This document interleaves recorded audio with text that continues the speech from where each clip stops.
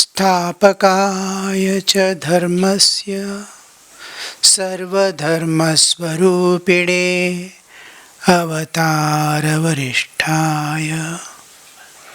रामकृष्ण ते यथाग्नेर्दाहिका शक्तिः रामकृष्णे स्थिता हिया सर्वविद्यास्वरूपां तां शारदां प्रणमाम्यहम्। नमः श्रीयतिराजाय विवेकानन्दसूरये सच्चित्सुखस्वरूपाय स्वामिने तापहारिणे।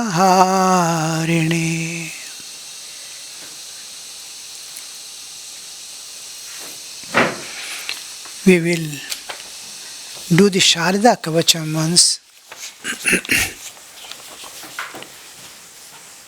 Shri Gurubhyo Namaha Harihi Om. Atha Shri Sharada Kavacham Paramarthasya Praptyartham Dehamarpitamastu me Jnana Vairagya Siddhyartham Bhikshayache cha Sharade. Om Sarvashaktyatmikaye Shri Sharada Devye Namaha. Om Punatu Nasharada Devi Punatu Parameshwari Charanam Pavitram Vitatam Puranayena Putastarati Dushkritani Tena Pavitrena Shuddhena Puta Ati Papmanamaratintarema Shariran Kranuhi Agnya Shamalanno Bhayang Kranuhi Vishwataha Sharada Purasta Acharada Paschata Acharadottarata Acharada Dharata Acharada Nasuvatu Sarvata Atigam Sharadano Orasatam Sarogya Dirghamayuhu Sarvato Devitvanah Pahi Pahi Samantat Yatas sarvamidam jatam yena sarvamidam tatam Yadekam avyaktam anantarupam Vishwam puranam tamasah parastat Yajjantor nihitam guhayam taddarshaya bhayam pradehi. Om Tatsvarupinyai cha vidmahe Sharada Devyai cha dhimahi Tannaschinmahi prachodayat. Om Shanti Shanti Shanti Harihi Om.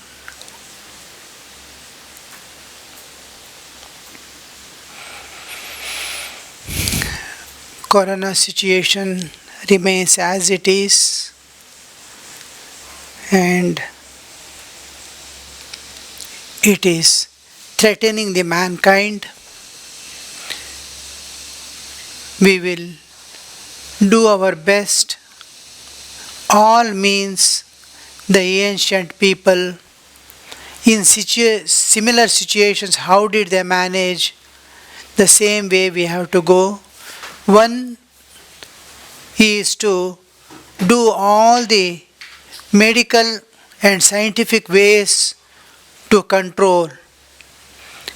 The another thing is to please nature and dedicate our lives for higher purposes. That why? Because any animal kingdom, when I was in forest, I used to see some disease come for some animal. Hundreds will start falling down. Almost we feel wherever we see the dead bodies. Suppose deer, thousands of deer you see daily dying away. And once it completely gets cleared, as if somewhere surviving a few again build up. Now, like that, we don't leave man to face the nature as it is.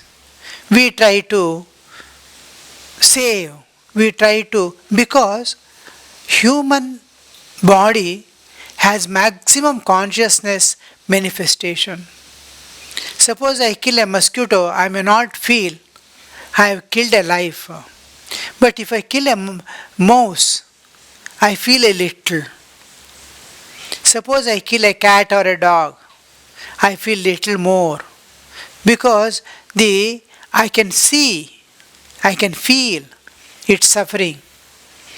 Here the suffering part is visualized by us. But when it comes to the purpose of life, all these except human existence, all other existence are working out their karmas. They are not doing new karmas, or they don't have the karmic adhikara to do good or bad things, and they don't have the power to transcend the nature and go. Man has been endowed with that intelligence which he can upgrade to the level of understanding God and experiencing something beyond. So, when we keep the body for the welfare of others, for the nature, that is one of the ways of pleasing the nature, to serve the nature, to serve the suffering people.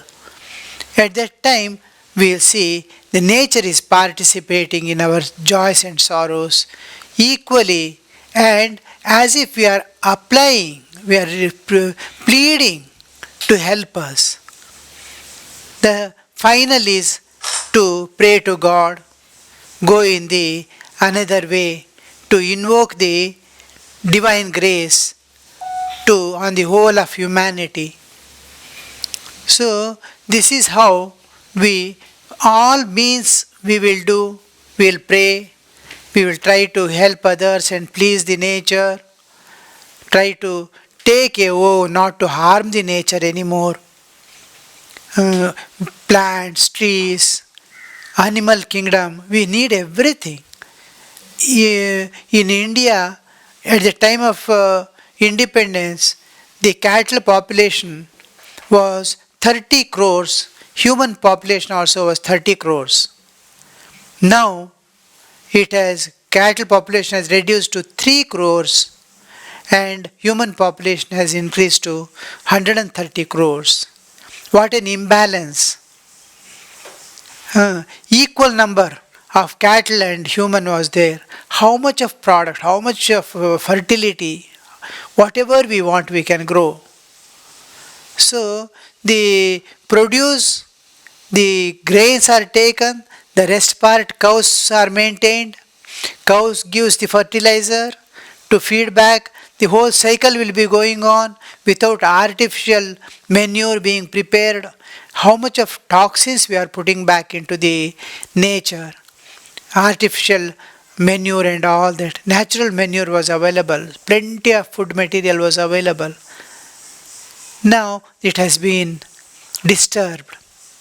We have to take the vow to preserve the life other than human also equally important. In somewhere in 1980s or so, the last sample of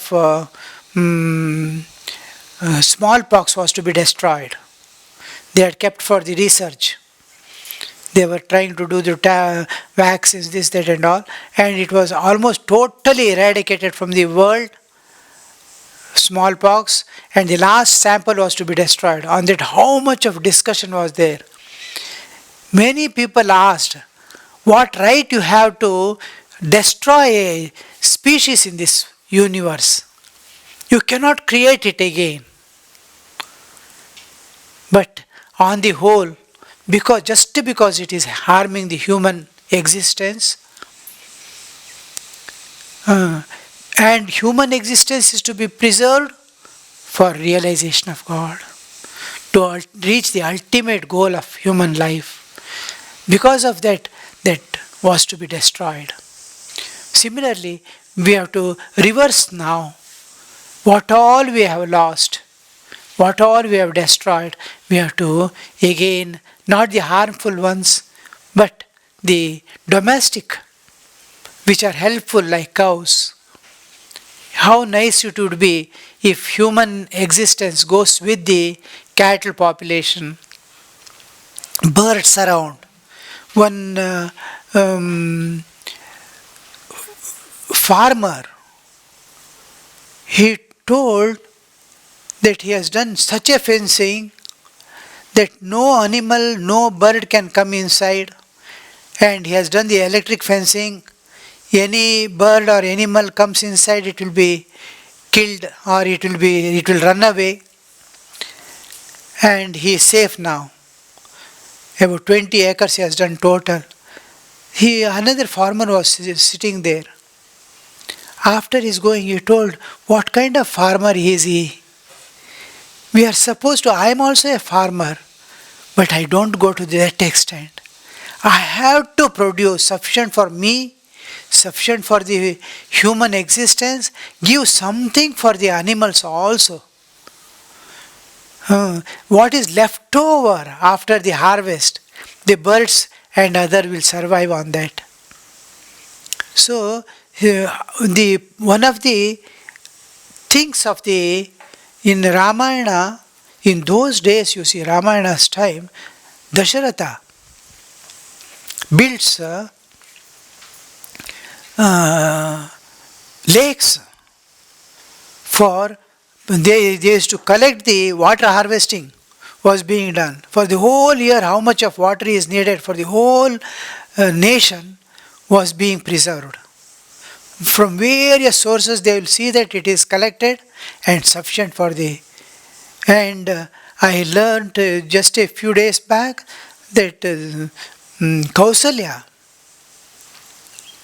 Kausalya was maintaining one school for Brahmin children doing Vedic studies. How, you see, a queen is interested in she has built a small organization where she is the in charge, and children will come and study, do the Vedic studies, and teacher will come and teach and go. These are the things which we miss in our present life. To live one with the nature, to live one with all beings, free from all the dissolving the differences must be our nature. Go on dissolving the nature, the differences. So this is what we need to cultivate in our life. This is how we will be able to overcome the love that you must flow from your heart towards all beings and towards nature, towards God. Then you are a perfect human being, evolved to the highest level of understanding. This is what is expected of us. That's all. The nature wants us to remain human and move towards divine, never to come down to the animal level. All right, we'll take up the subject. The last class we saw the absolute existence and relative existence, because the relativity is pervading this whole universe. Everywhere we see relativity, and the sages call this relative existence. And then as soon as they came to know this is a relative existence, they started searching for the absolute. Where is the absolute then? This made them to go through the nature in deep insight. Then they found the power, Shakti, Guna, qualities and changes that occur cannot exist without a support, a base which is perennial, unceasing. and everlasting, which doesn't get altered. Such a base, and that base they found is consciousness, because they started searching from their own existence. My body is working, my mind is working. All of a sudden, I see others also entering into sleep. I also entering into sleep. What makes this working body suddenly go into sleep position? And one day we see the person is totally dead. He cannot get up also again. So what is that principle which is making the body work during waking? What brings him, what exactly happens when a person sleeps and when a person wakes up? When a child is born, when his child, someone dies, then they found the consciousness. The consciousness coming to the surface, to the pervade the waking physical body, brings him to waking state. This consciousness withdrawn, he enters the sleep, dream state. Still consciousness shrinks down, he enters into deep sleep. Then they found, oh, there is a consciousness as the basis of all existence, my bodily existence. And this, what am I then? In waking states, I identify who am I? Who exactly am I? In waking state, I identify with the physical body. In dream state, I identify dream body. In deep sleep, I don't know whether I exist or not. Who am I in this body? Then they found one consciousness, individual consciousness is there. That consciousness projects and withdraws and it leaves the body and goes. So this transmigratory jiva, consciousness, individual consciousness, they are called Jivatman. Jivatman, and it's coming to waking state, dreaming state, and deep sleep. Deep sleep state, the jiva was called Prajna. In dream state, it was called Taijasa, and in waking state, it was called Vishwa. This we saw in last class, and also we saw an important explanation regarding the life. Life has not been till today, including the medical science has moved so fast. They have not been, psychology, bio and medical has not been able to, any aspect of science has not been able to define what life is. Life is explained from the science, metabolism, this, that, where it happens and which responds to the external things. So there the life is supposed to be there. From Lakshana, we infer from the qualities, what they manifest, what the external features. From features we go to the essence, that it is a life is there. But what is life? In here when we come to the Indian science, we define it consciousness manifesting through the matter. I have a body, it's a matter. We will know it's a matter only when it is dead. It goes back for recycling. In and through that, what is manifesting, what is projecting out, what is working is the consciousness. Consciousness manifesting through the matter, expressing itself through the matter is life. So this we saw in the last class. Now just we will have to know what is this consciousness at the cosmic level. Because we have to know three things now. The whole thing, essence of our existence. What exists ultimately? Now you see, as far as I am body, physical body, and I come to the waking state, there are three ultimate realities. Jiva, Jagat and Ishvara. I am there, Jiva is there, Jagat, this world is there, and there is a power which is maintaining it, God. Jiva, Jagat and Ishvara. The three entities, ultimate entities we have. The lives are there is the nature, the Jagat and this is whole of the existence. We must know in detail what these are. What is a Jiva? What is the world, Jagat? What is Ishvara? The beyond.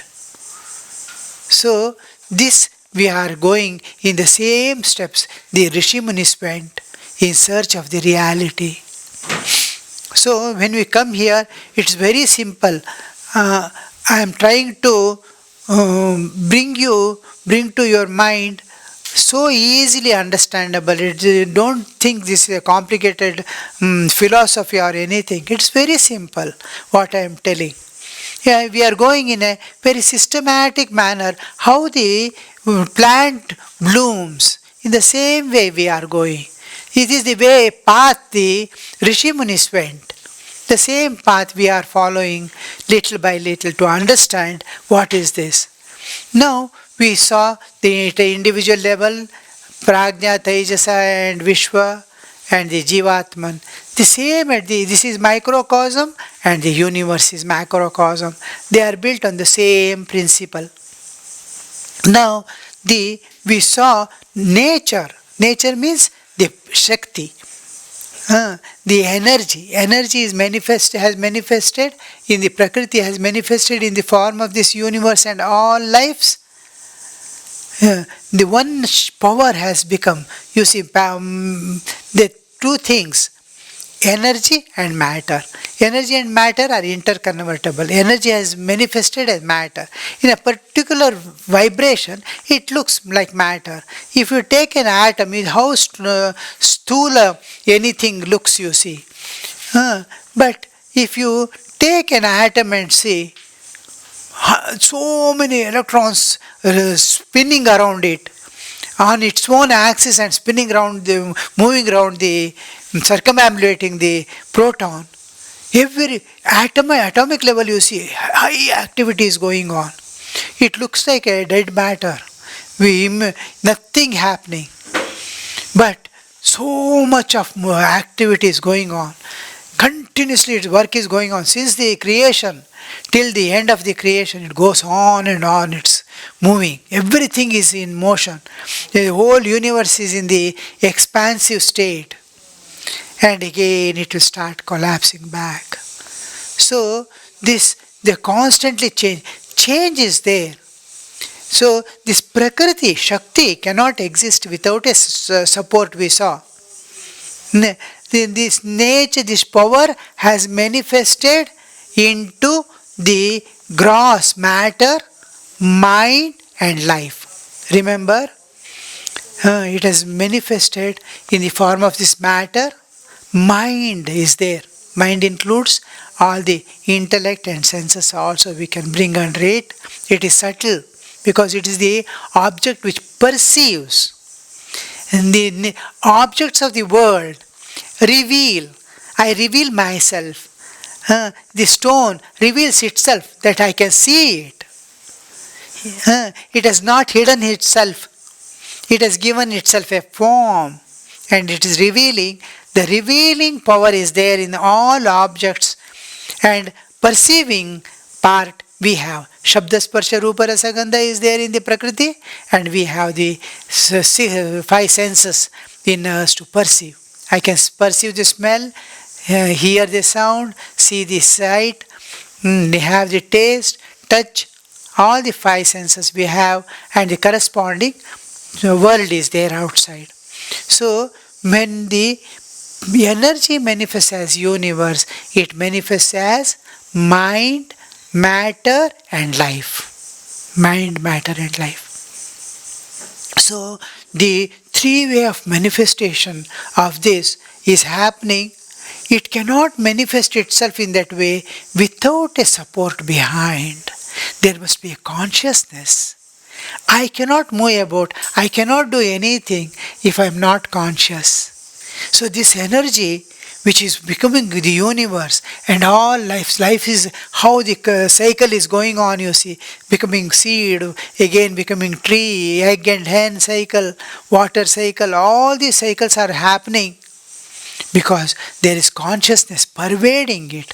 I do all my activities, understand, see everything because I am able to see you. That perception is possible. So I am conscious. If I am not conscious, nothing will happen. Like that, behind the universe, There is consciousness. I am conscious and my consciousness is pervading my whole bodily existence. That's why mind is working, body is working, everything is working. Because consciousness, I am not only conscious, I pervade this body as consciousness. I am conscious of the external world, of self-consciousness I have, and I have pervaded this body, and I am telling, I am this body. This consciousness has pervaded it. I am this, I am Vinayak Ananda. I am telling, identifying with the body. Like that, one consciousness at universal level, at the whole cosmic level, has identified with this cosmos and giving life. All things are moving about, happening, everything is happening because universal consciousness is pervading this. This universal consciousness we call God. Microcosm, it is Jivatman. Macrocosm is Paramatman. Now you just observe your own body, your bodily existence.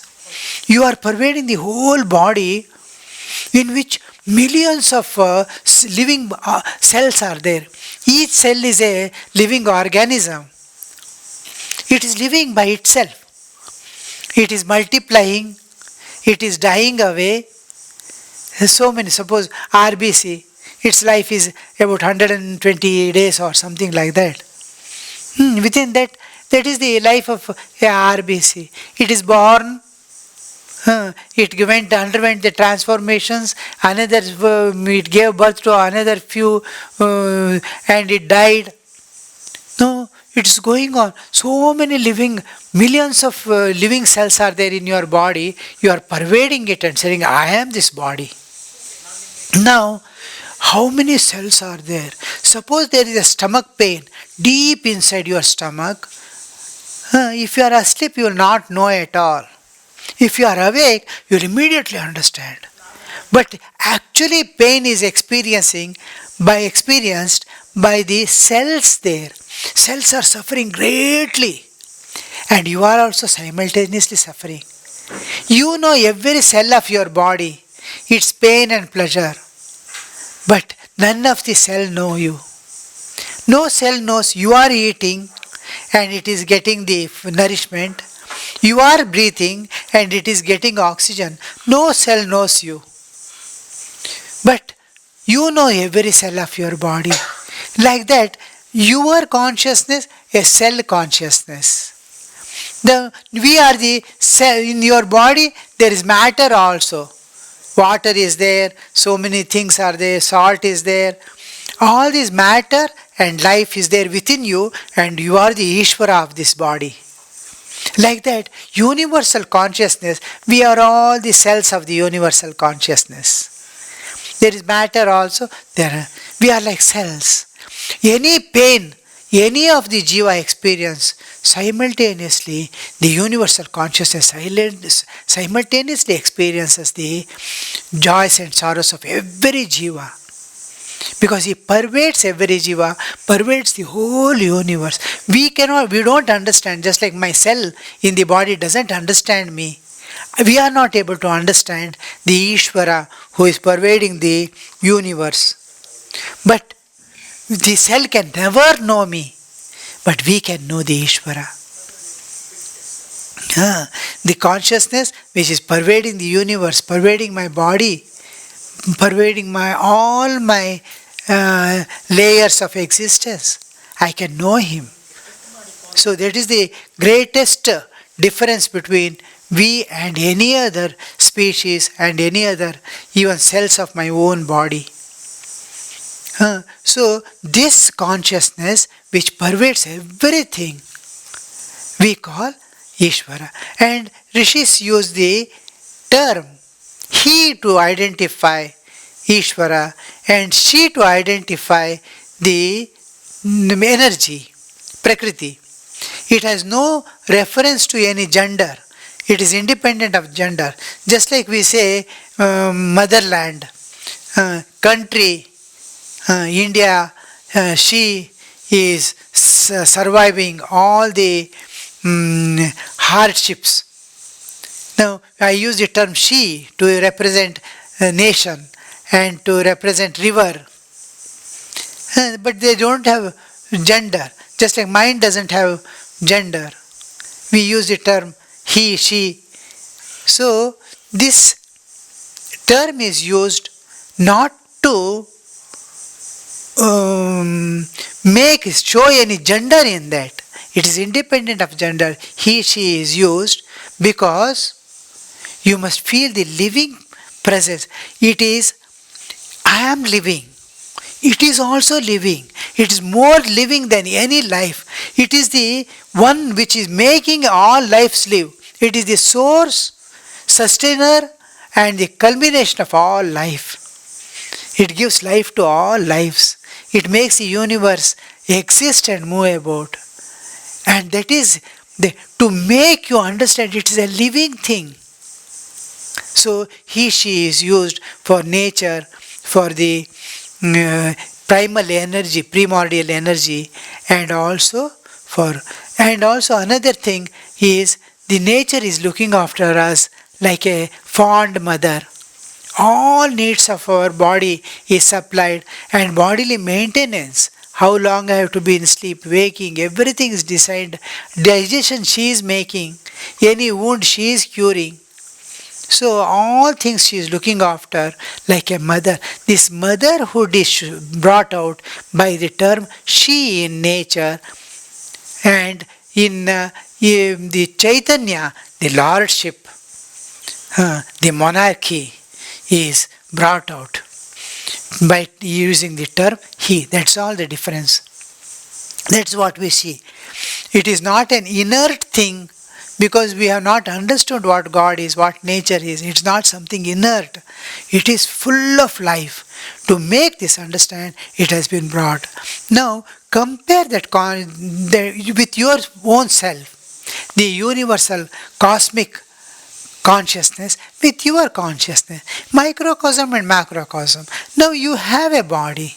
The universal consciousness, the cosmic consciousness, it also has a body. What is its body? Universe itself is its body. We have this body. Yes, we have three layers, gross, subtle and causal. The universe also has got gross, subtle and causal. My causal existence is a part of the cosmic causal existence. My subtle existence is the part of the cosmic subtle existence, gross subtle existence, and is a part of my gross bodily existence.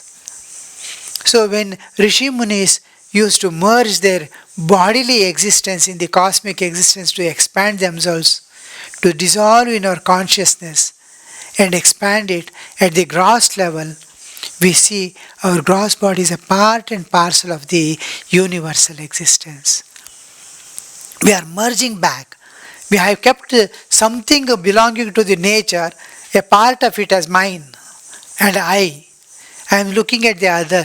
Now when I give it back into the nature, when my consciousness expands, similarly at a subtle level, at gross level, we expand. One by each time you expand, you are making the part into whole. You are merging back the part into the whole and expanding. So at the three levels, just like we have Prajna, Tejasa and Vishwa, the cosmic level, it is the gross physical matter, huge universe is called Virat. Virat. Because when I sleep, my existence, my awareness, my consciousness is withdrawn from the physical body. But from God, it never separates. God never separates from the three, gross, subtle and causal. He always remains united with at all times. So he is identified with all the three layers of existence at all times. Even at the time of Pralaya, it becomes energy and merges in him only. It merges. So much oneness with this. The Virat is his Rupa. This universe is his Rupa. And his Swarupa is the transcendental Brahman. Just like my Rupa is this body, my Swarupa is Atman. Swarupa, my real Swarupa, my own form, my own real existence is Swarupa. This is Rupa only. I have put on a mask. So this cover is just a covering, but the real is there within. The reality. That's why we say, what is the reality? I am really the Atman. Like that, the universe, he which never separates from the universal consciousness, never separates. Like we entering into sleep, the universal consciousness doesn't go. Only it goes at the time of pralaya. When pralaya comes, it becomes energy and goes on merging in him. But it is not left. I leave my body and go to sleep. I go to sleep because body doesn't belong to me. It belongs to the nature. I cannot take it when I go to the sleep. But when God goes to his sleep, pralaya, then the whole universe dissolves in him as energy. And he goes. All the jivas dissolve their bodies. They will not have any pain at all at the time of pralaya. No jiva finds pain. Because simply your body is going to evaporate into energy. You will not know at all. Just like you enter into sleep, still safer and still blissful. The most joyful part of your existence alone will remain with the karmic stain on it. All other things will do, your mind, body, everything dissolves into energy and goes back to the causal form. Again manifests. Again when it manifests, the same thing will come back. So the cosmic gross level of existence, one with God, is called Virat. Virat is himself, as if he has become the gross world. The subtle world, Sukshma Jagat, mind, senses and all that at cosmic level, cosmic mind, all this, the God be with oneness with it is called Hiranyagarbha. And at causal level, he is Ishvara.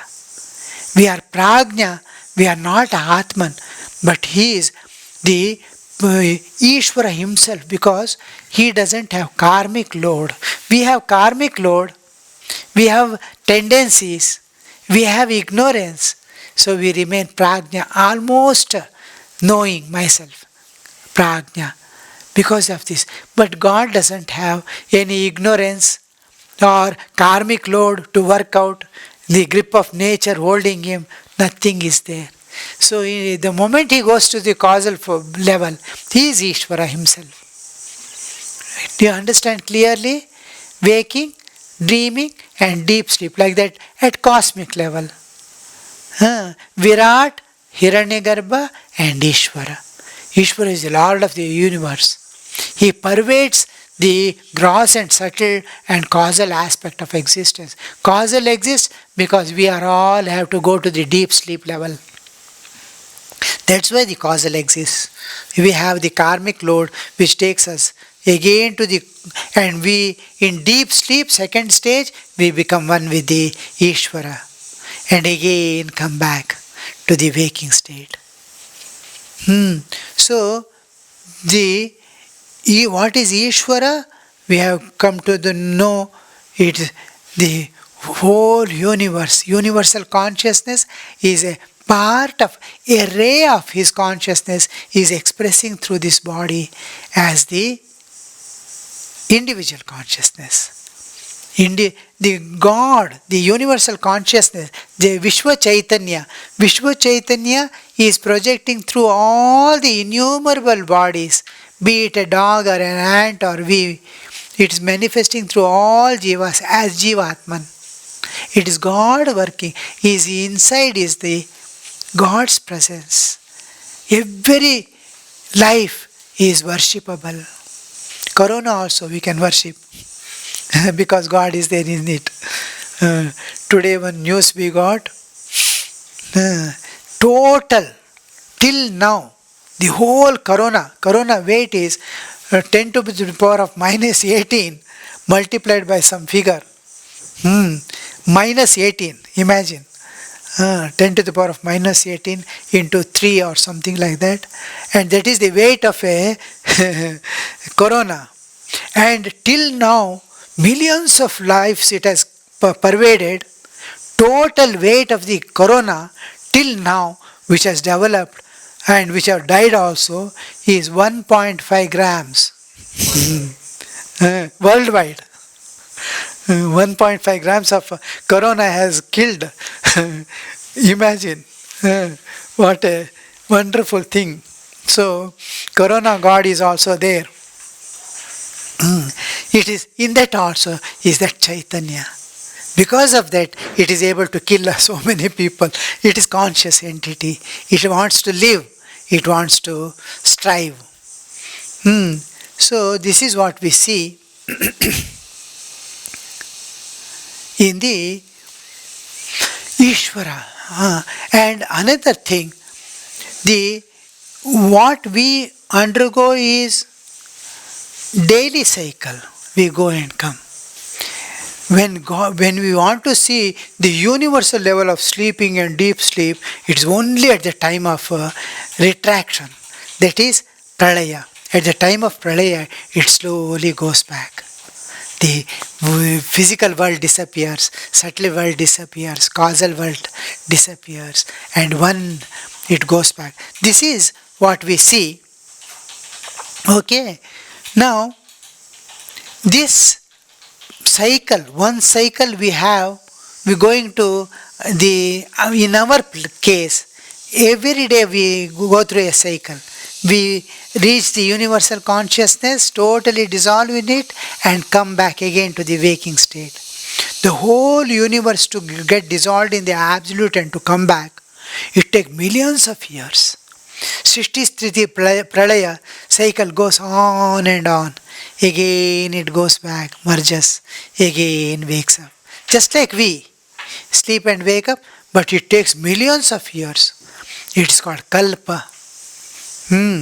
This is daily we do. This is the main difference. In that consciousness, universal consciousness in which the whole universe dissolves along with the universal consciousness. Imagine what is that unchanging eternal reality. How to reach it? How did the sages jump into the absolute from the relative existence? So that in which the whole millions of universes are there, Ananta Koti Brahmandas. This is one of the universe we are living in. In that, like stars at night, you will see in the timeless, spaceless existence, the pure consciousness, Shuddha Chaitanya Sagara, Sachidananda Sagara, millions of universes appear and disappear, again and again in a cyclic order.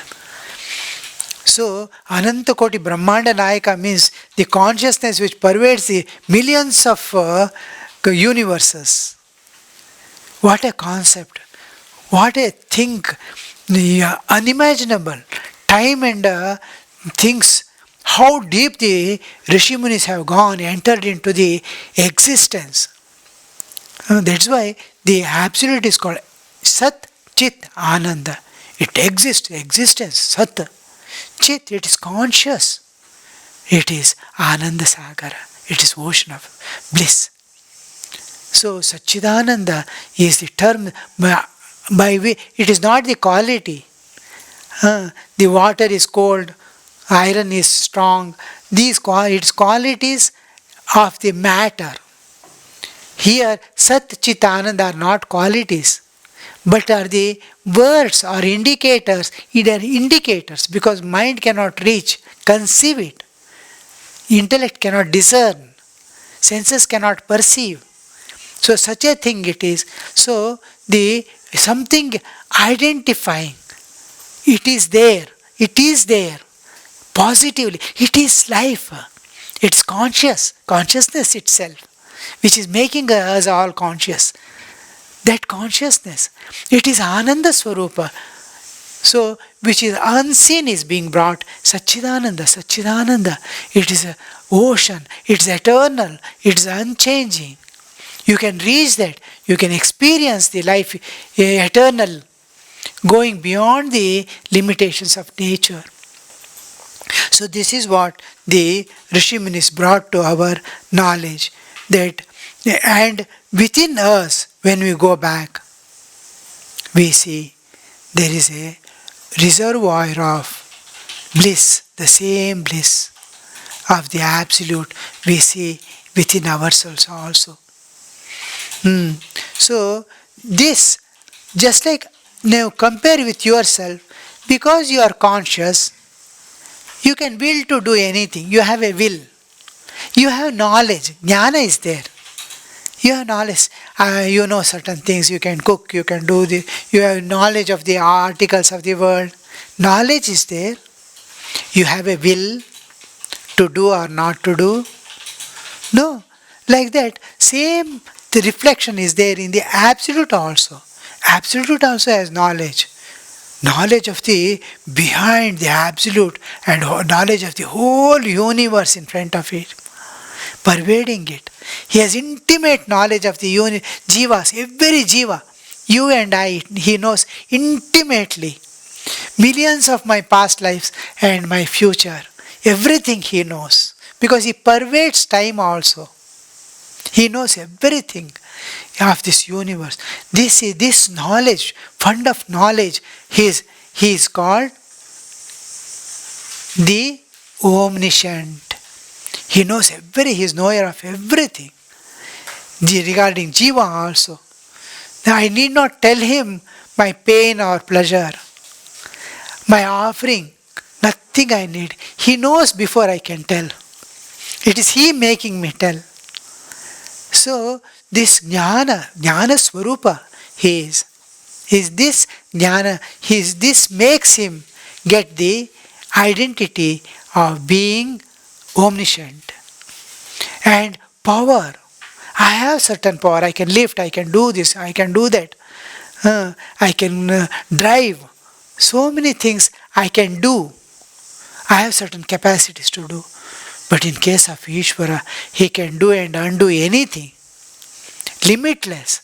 He can create a new universe also.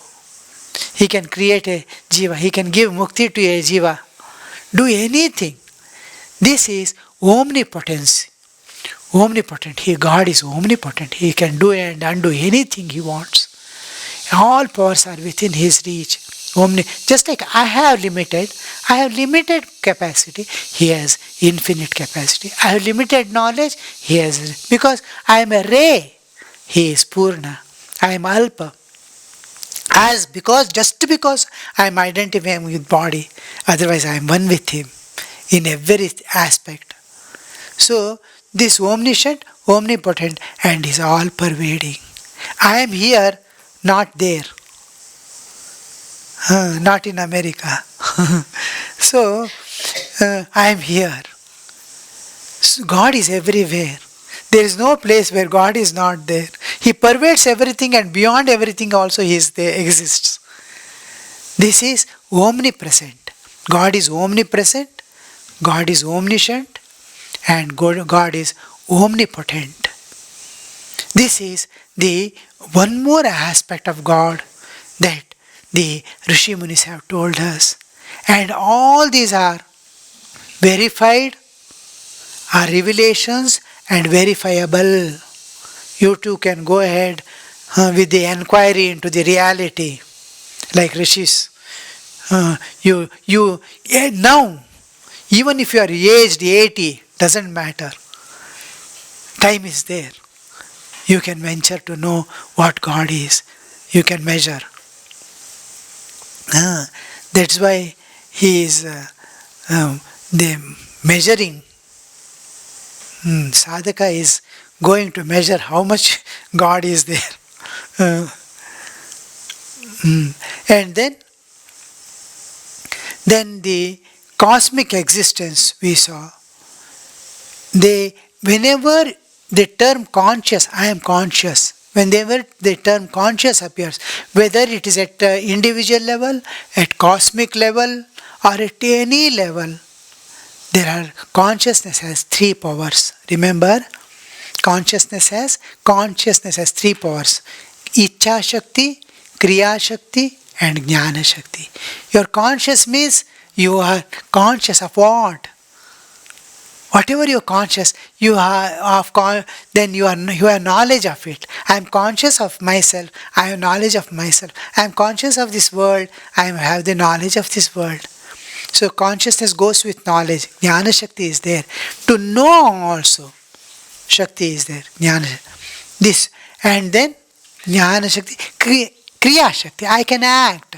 If I am conscious, I can act. I can will. Ichcha Shakti, I can will. I want to do masala dosa today and eat. I can will. So this Kriya Shakti, Ichcha Shakti, Jnana Shakti goes always with the consciousness. Ishvara also has got the Kriya Shakti, Ichcha Shakti and Jnana Shakti. I also have. I have limited. He has infinite, unlimited. He is unbound, unlimited. The whole universe is a wave in this Satchidananda Sagara, the absolute existence. Just like you imagine an ocean and a wave. Wave looks independent of ocean. One wave is coming and another wave is going. How nice it looks. Wave, the content is same, water. Water is, except water, nothing is there in that wave. Universe is a wave in the Satchidananda Sagara. In the absolute, a wave appears as the universe. This wave carries the name, form, and name, form is there, and what is there? An independent existence. Appearance only. It looks like separate from the ocean, but you cannot separate it. I went to ocean and brought one wave, you cannot say. It is inseparable. What does it contain? Same thing what is in the ocean. Nothing else. So the wave is one wave is universe. Another wave is there, another universe. And we are all ripples in that wave. Small ripples in the wave. Our content also is the same thing. Ocean content only. A ripple in the wave will have water only, nothing else. But it is a ripple. We are all small ripples. Universe is a big wave, and it is the absolute. Absolute is also water. Wave also is water. Ripple is also water. Aham Brahmasmi, Sarvam Khalvidam Brahma, Tad Brahma. All is water. All is consciousness. All is Chaitanya. Chaitanya Swarupa. We have lost the identity because of identification with the body. We have to gain back that. Now, almost everything regarding the Ishvara is almost, I have given you. Again, contemplate. I will send the article also today. And then, this Ishvara is the personal God of us. Whatever happens, we run to the God. The God, for the sake of this Ishvara, takes various forms and comes down to human existence again and again as Rama, Krishna, as Ramakrishna, and all this only to lift the human minds to higher level, to give them the direction. See, I am here.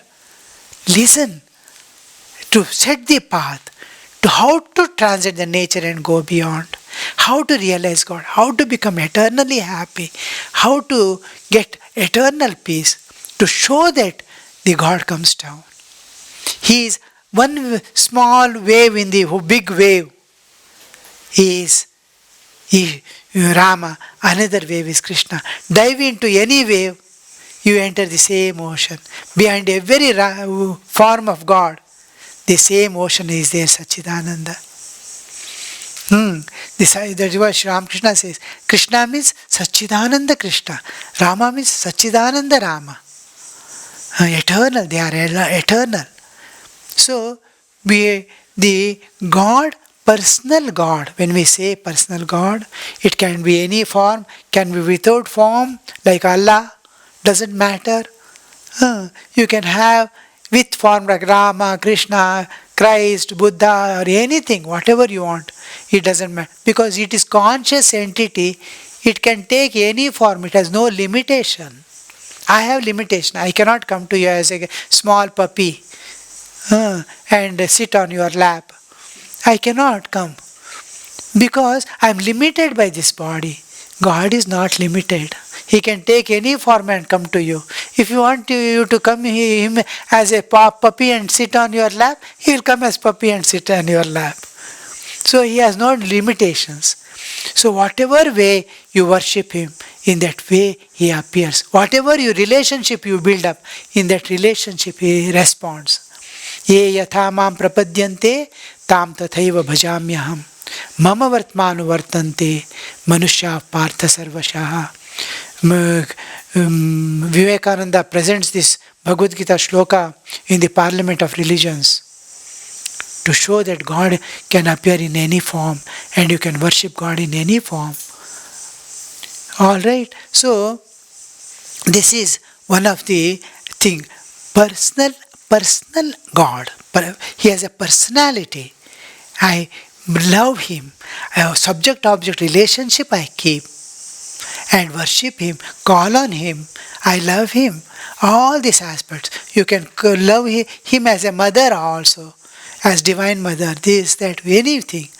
Now, this is one aspect. The other aspect is the absolute. This is impersonal absolute. Nirguna nirakara. This is saguna sakara. One is saguna sakara. The akara is there, guna is there, qualities, attributes, everything is there. He is Ananta Kalyana Guna Sampurna. So you can have any aspect of his as the Saguna Sakara. This is Nirguna Nirakara, which is the absolute existence, which is unchanging. So the impersonal God and the personal God. Personal gods are manifestations of the impersonal absolute. So this is about the God. I think the time is over.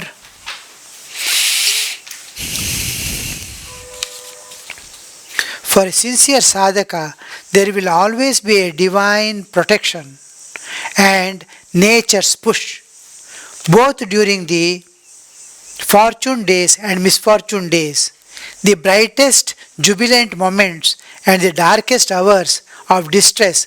The divine sun of God's protection keeps on shining equally. If you keep track of this sun of protection, you keep smiling all the times. Sadhana becomes adventure and joyful journey to the eternal. Swamiji, as you said in the above spiritual spring for the day, keep track of the sun of protection. How does one do this? So it is a few days back, I think it has come in the spiritual spring, the daily one. Because God is, now we saw what is personal God. He is ever united with us.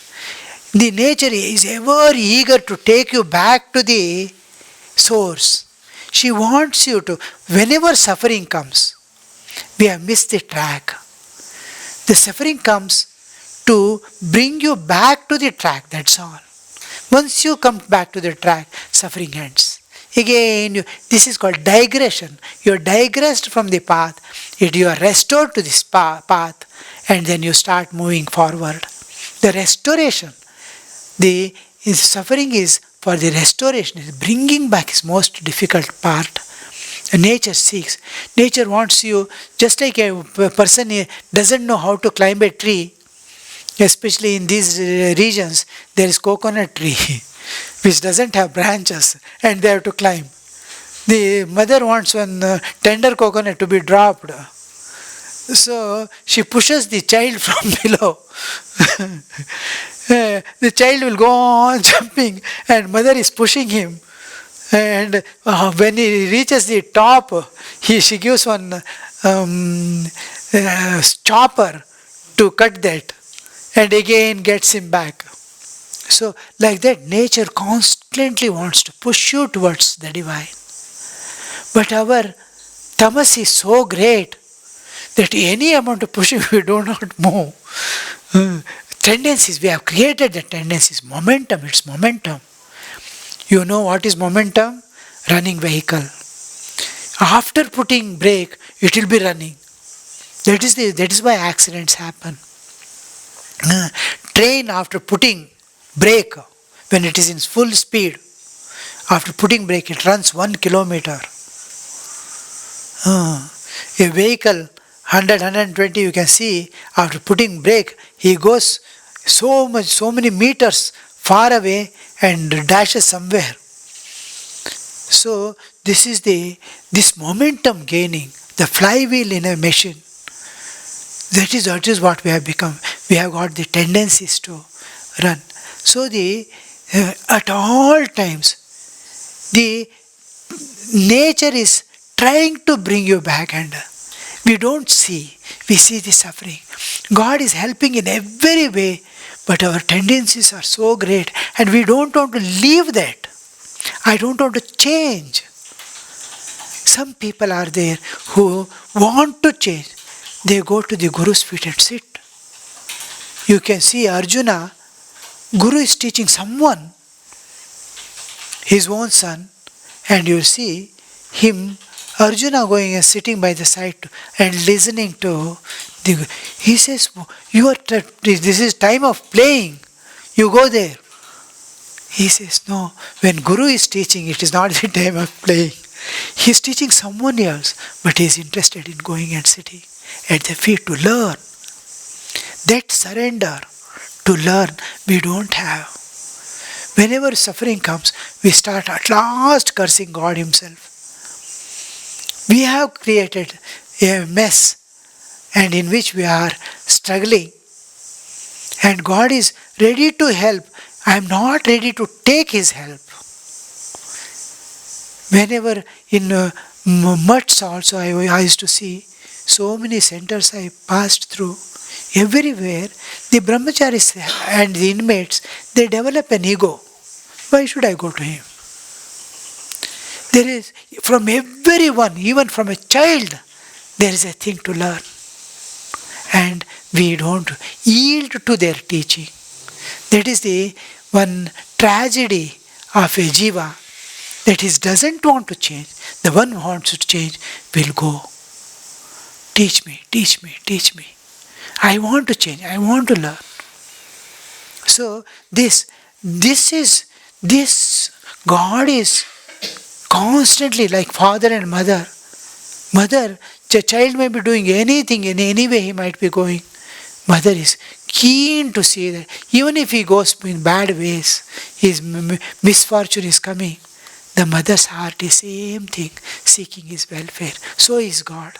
We must view God in this aspect. Then only we will be able to surrender, remain surrendered, receive the grace. Kripajala will be able to get from God. And our life changes. With all adverse circumstances, we can keep advancing in spiritual life. These situations will remain as it is. An inner drive comes which can take us independent of the external situation towards God. The external situation do not interfere with our inner states. I can maintain my inner state, my inner relationship in spite of all external calamities. Alright? Anything else?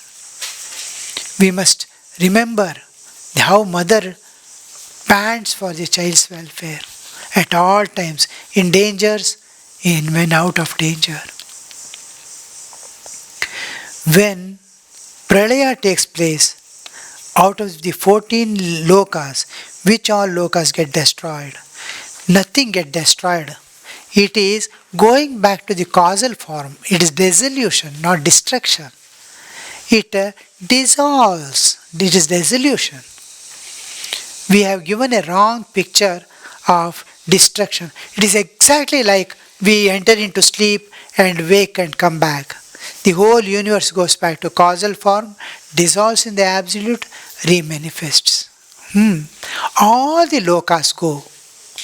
The trans-relative existence, we have not told you about it, remains. Thakur says, one day I was sitting for meditation. I started transcending one by one lokas, all the lokas. I transcended, and before I could enter the absolute existence, there was a luminous region which separated the absolute from the relative, where 7 rishis were sitting in meditation. That was the region. Thakur explains it as even gods dare not peep into it. Even gods dare not peep into it. What words Thakur uses there?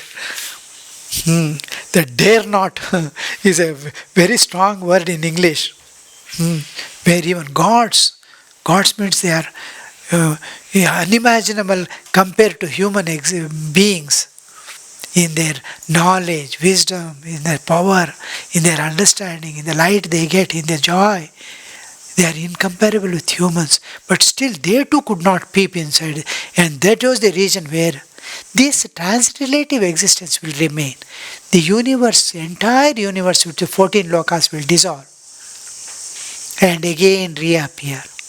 And those who have to live after the creation is over, those who are out of the Kala Chakra, there are 3 chakras, Karma Chakra, Niyama Chakra, Kala Chakra. One who has crossed the Kala Chakra, time, the cycle of time also, Srishti Sthiti Pralaya, he can go to the other universes also. When this universe dissolves, he can go to the other universe. He can remain in the trans-relative existence and come back when the creation comes back. He can see the creation dissolving and reappearing. That much of freedom he will have.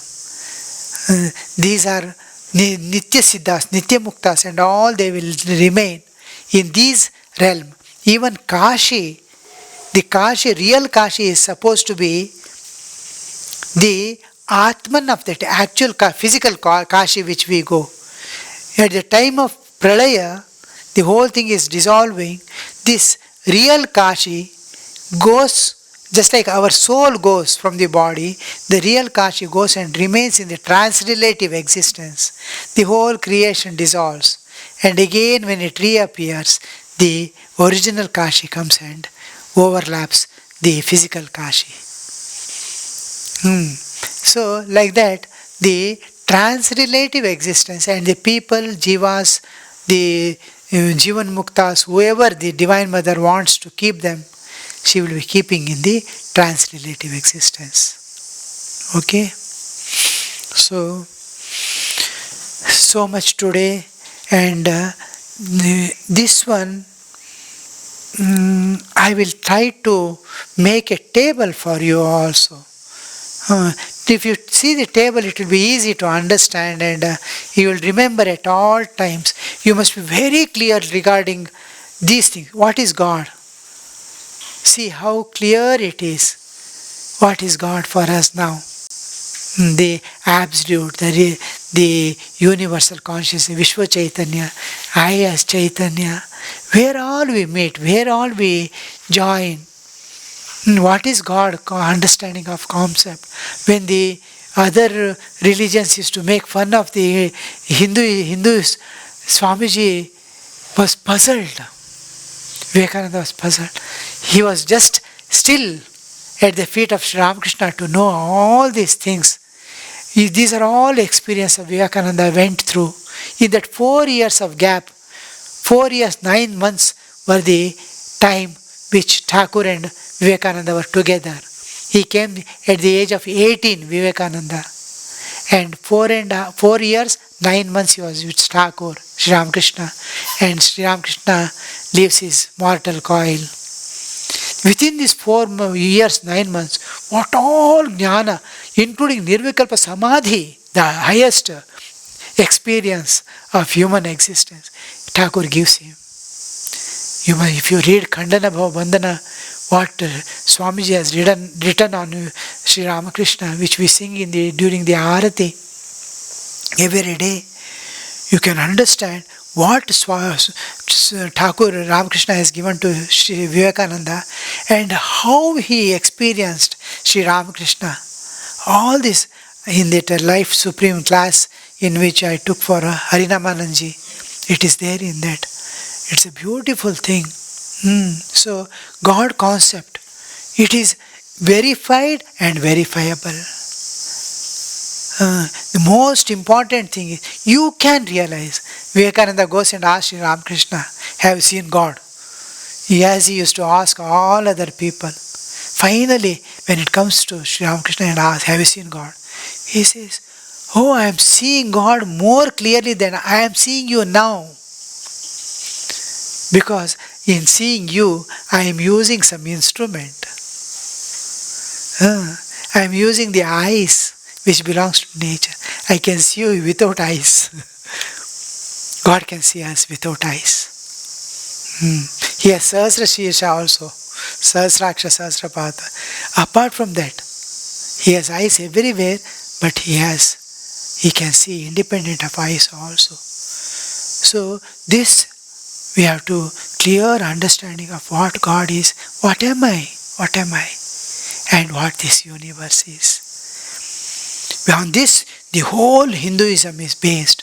The entire cultural setup, everything of a Hindu is based on this reality.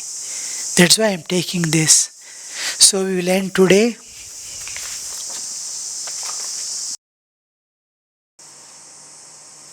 हे प्रार्थना जगदीश से यह स्वर्ग सम संसार हो, अति उच्चतम जीवन बने, परमार्थमय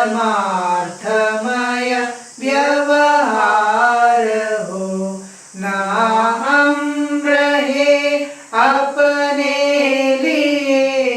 हमको सभी से ग्रज है, गुरुदेव ये आशीष दो, जो सोचने का फर्ज है।